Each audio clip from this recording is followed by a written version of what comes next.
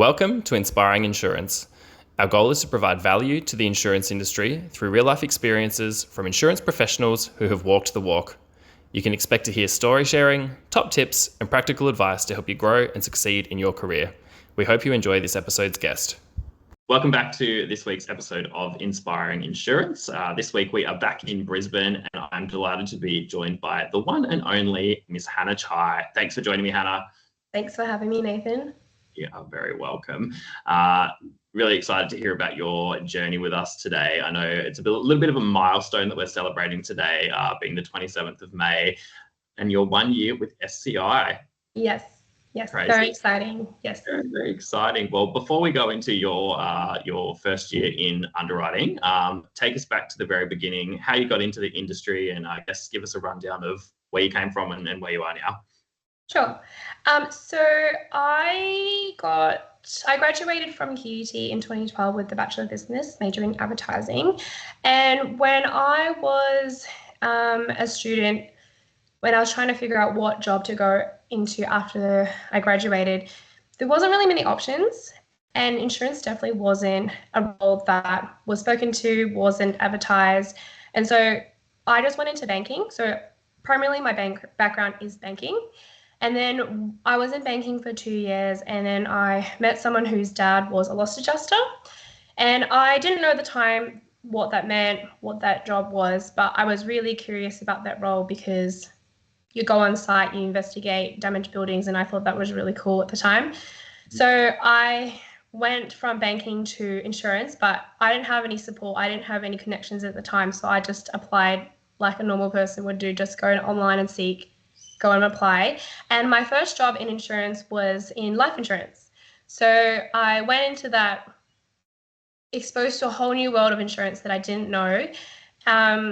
Didn't really enjoy life insurance, but what really stood out to me was there was a group of people in the office that were underwriting at the time.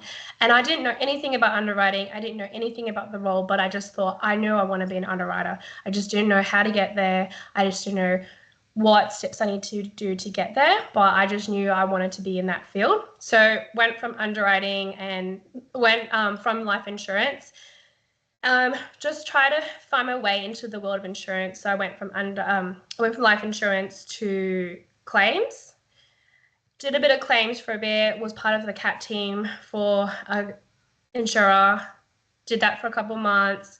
Did a bit of loss adjusting on the side, learning the world of claims, realizing that I really enjoy claims, but it really wasn't for me. So then I went into a case manager role for another insurer, did a lot of case management work. I was on a call center, so doing like a lot of inbound calls at the time, and then went from there, went into an on-site role where I was looking after students, doing insurance there. So just looking after overseas health insurance.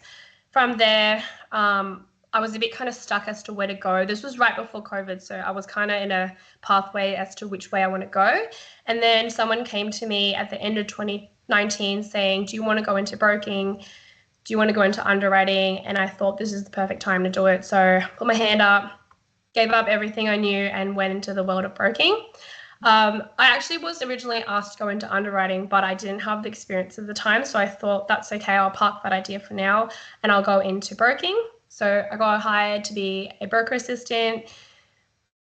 I think initially they didn't really know what role to put me in. They just put me in a broking assistant role and they said, we'll put Hannah there and she can just fill in the gaps until we can figure out where to put her. So from there, I went from broking assistant to doing like a lot of processing work for commercial, SME, domestic, personal line, strata work. And then from there, I went and became a strata personal lines broker for another brokerage. From there, I stayed there for 2 years and grew my book, grew my portfolio, grew my client base. And then at the end of 2023, I decided to go out and go into the world of strata because that's when I realized I wanted to pursue strata. And then from the strata broking, I've gone into underwriting and that's where I am now. Amazing. Oh, that's so good. What a cool story. So you've done everything. You've done claims, you've done broking, you've done underwriting, and now you're specializing in strata underwriting. Great. What was it that made you want to go from broking to underwriting? This is something that I see across the industry. It's very, very common. Brokers want to get into underwriting. What was it for you? I think I had a lot of friends make that transition from broking to underwriting. And so for me, I'm one of those people that I want to know. I don't want to like go through my whole career and have this inkling thing of what if. Yeah. I want to try everything I can. And if I don't like it, then I can sit back and say, I've done that. It didn't work for me. And I can move on from that feeling. So I think for me, having that initial conversation with my colleagues and my connections who had made that transition made me want to make that transition as well. And I think when I was making that transition, I think to my younger self who had already decided I wanted to be an underwriter and reminded myself, like, you really wanted to be an underwriter when you were 26. You can still do it now at the age you are. So I thought this is a great time for me to do it as now I'm in the transitional period. Why not go for it now? Yeah, amazing. And what was that voice inside your head that as 26-year-old Hannah, what was that voice and what got brought to life in this new role? I think just putting myself back into that first role I did and just seeing these people just hustling and trying to process all these policies and make these decisions. I think once I looked at it from a greater picture, I realized that this is something I want to do. I want to make the decisions. I want to understand why decisions are made, because I think in insurance, we just assume that yes or no is because that's what they taught us to do. That's what they're told brokers to do. And I think what people don't understand, there's a process involved with underwriting, and you need to be able to make decisions and be able to back your decisions. And I think that's what made me want to do underwriting. And that's what took me back to the young Hannah, because I saw these people getting together, making decisions as a company, making decisions of yes and no of people's policies. And I just remember how much I wanted to do it and how much that drove me to do that. And so I think that's what made me want to continue to pursue this journey. Oh, how good. What would you say your biggest challenge or your biggest learning has been going from broking into an underwriting role? Well, the first thing that my team leader said to me was, you need to think like an underwriter. Mm-hmm. And I think at the time, I didn't understand what that meant, because I still had the brain of a broker and I still think like a broker. And sometimes I still think like a broker. But when she said to me, I want you to think like an underwriter, and that's when I started understanding the transition and understanding the difference between how an underwriter works and how a broker works. So I think the initial transition, I wouldn't say was difficult, but I did definitely need to transition. And I think once I transitioned to that point, then it made everything a lot easier. But I think because I have the broking background, and when I do get approached by brokers, I think I can resonate a lot with them a lot easier than other people, because I know how they work and I know they're only doing what they're asked to do or what they are told to do from their side. So I think it's really, sometimes we can get frustrated at things and vice versa. They can get frustrated at us. But I think we need to understand it works both ways. I look at it as like a triangle. You've got the broker, the underwriter, and the client. And so we're all working together to try and build this connection, build this deal, build this business with each other. So I think for me, it's just trying to understand each and every person's perspective, and then from there, that's how you will make the transition. So yeah, I think for me, the transition has been good. And now that I've transitioned into underwriting, it's made the whole role a lot easier to do in terms of trying to understand how brokers and clients work. Yeah, great. Did you find that you had to have a real mindset shift in order to think like an underwriter? I like to think yes. I mean, I think it depends. Like, I think for me, the mindset shift just came naturally once I started being more invested into the role. Like, I was always invested in underwriting, but I think once I started doing the role and understanding why decisions are made and why we do certain things and our guidelines, and I think from there, that made it a little bit easier for me to do the role. Yeah, sure, Yeah. sure. And your team leader may or may not see this, but if I was to ask you, how do you think like an underwriter now? What would you say? I like to think she would say that I do think like an underwriter now. Yeah. And I like to think I've demonstrated underwriting qualities. I think as an underwriter, you have to think outside the box. I think your job is to find information, get information, and make a decision based on the information you've been presented. So I'd like to think that she would say that I definitely think like an underwriter now. Yeah, great. I'd love to hear that. And so we've gone through your career. You've now just hit your 1 year mark with SCI and your first year in underwriting. Yep. What's been the highlight of your first 12 months?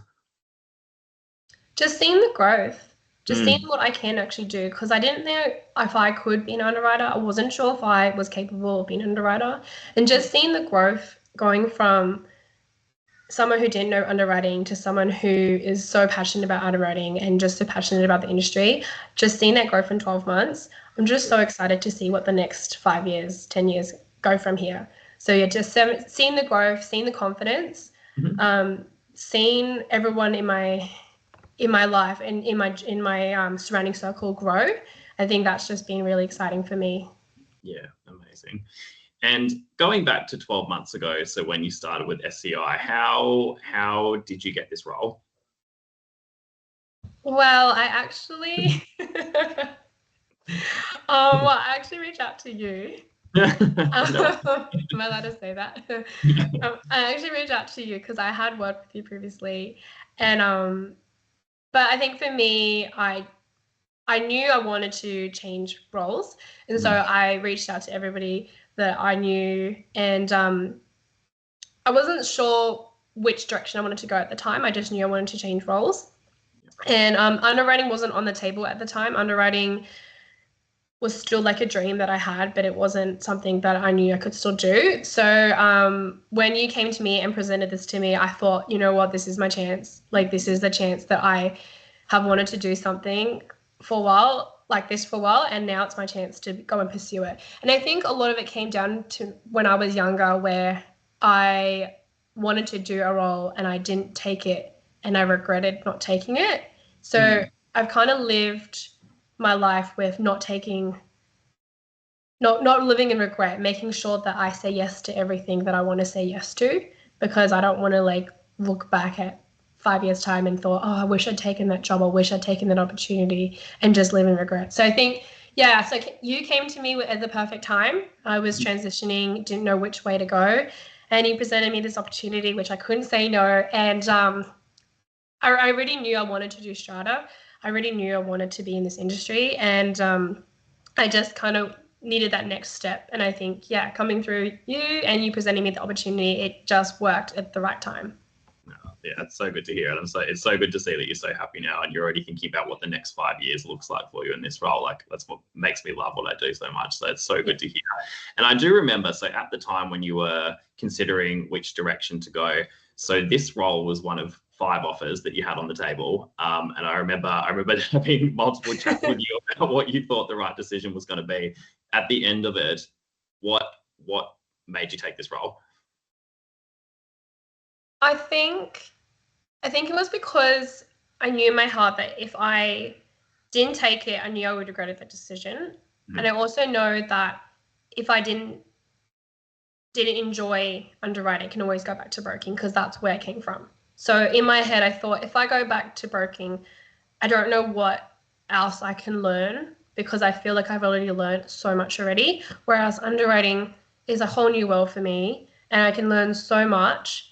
And so I think that's kind of where the decision came from. It came from the fact that it was completely new. It was a completely different field of work that I've ever been exposed to. So I think that's why I made that decision. And also, like I said, not regretting opportunities, because I knew that if I said no to this, I would look back in 6 months' time and thought, oh, I should have taken that opportunity. I should have said yes to that opportunity. So that's kind of where the decision making came from. Yeah, great. I love that. And so you said you're looking forward to the next 5 years and the next 5 years of growth. Where do you see yourself going with this role? I definitely want to stay in strata. Hopefully still an underwriter, but maybe in a different role. We'll see. There's other avenues I would like to pursue in the future. but definitely want to stay in the insurer space. Yep. Yeah, great. Something that you mentioned was around finding your feet and not really knowing which direction that you wanted to go in.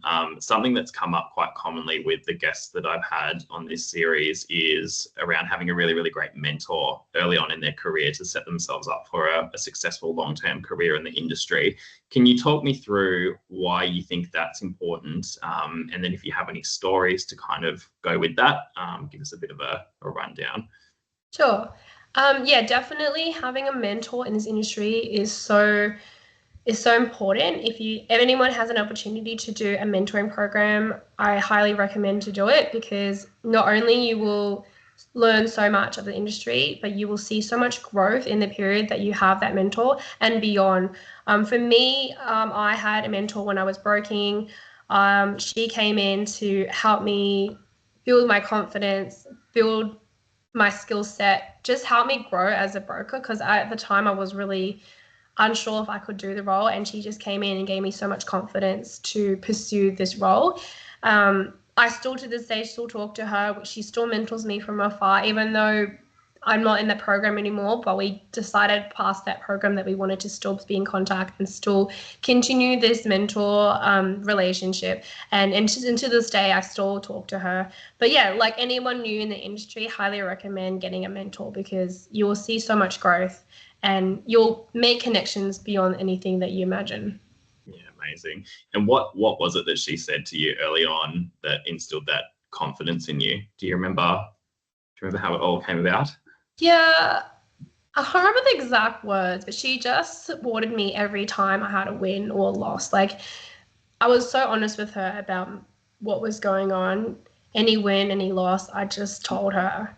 And she was so supportive. And she always reminded me that even if it's a loss, it's not the end of the world, because there's always going to be another opportunity to to win, or to get back up to the place where I want to be. So she always reminded me that, we have to celebrate the wins, we also have to celebrate the losses too, because we can't grow or learn if we don't celebrate both.